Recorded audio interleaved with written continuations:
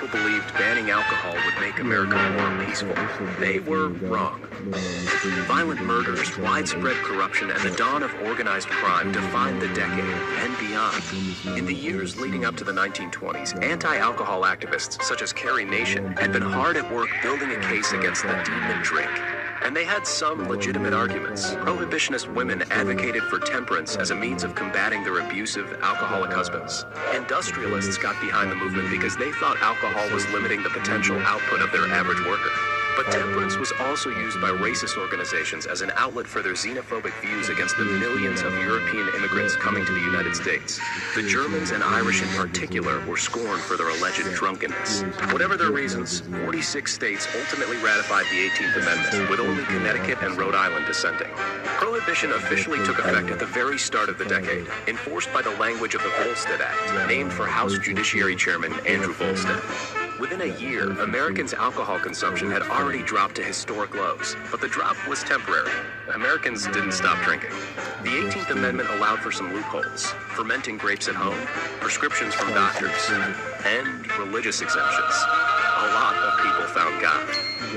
But the eradication of a corporate structure for alcohol production and distribution left a huge opportunity for a large-scale, organized, and insanely profitable black market.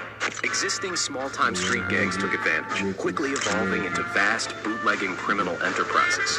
They employed everyone from warehouse workers to truck drivers to accountants. Gang leaders would bribe politicians, cops, even the prohibition agents themselves, nicknamed prohies, to ensure their businesses ran smoothly.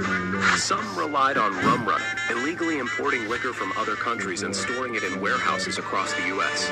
Sometimes they would simply distill liquor in private homes. Other gangsters bought abandoned breweries and operated them in secret. They worked in the shadows, but one part of the business was very public: the violence. Gangs fought for territory in the streets of major U.S. cities. Chicago was especially violent. 729 people were killed by gangs in Cook County alone during Prohibition. The most famous of these incidents was the St. Valentine's Day Massacre in 1929. Men working for Al Capone, dressed as policemen, gunned down 7 rival members of Bugs Moran's gang against the wall of a parking garage. No one was ever charged for the crime. Realizing cooperation could lead to greater profits, many gangs agreed to treaties that allowed them to operate peacefully in their respective territories. Johnny Torrio attempted to organize the gangs in Chicago, with Al Capone as his right-hand man. When Torrio retired to Italy and handed the reins to his protege, Capone inherited a business pulling in more than $1 billion a year in today's terms. Charles Lucky Luciano organized the Italian and Jewish gangs in New York under